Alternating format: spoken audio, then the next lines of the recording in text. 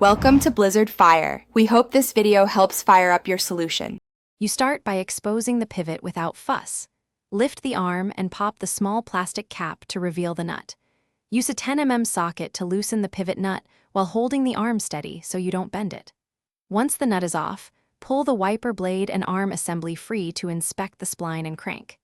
Do this now because seeing the damage guides whether you need a new arm, a spline adapter, or just a tightened connection. You'll now inspect the spline and linkage to find the real cause.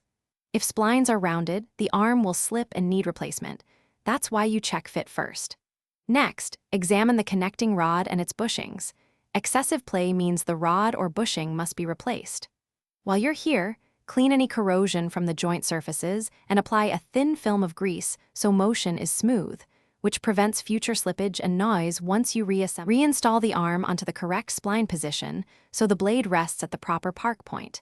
Then torque the pivot nut to the specified value to avoid over-tightening and seizing.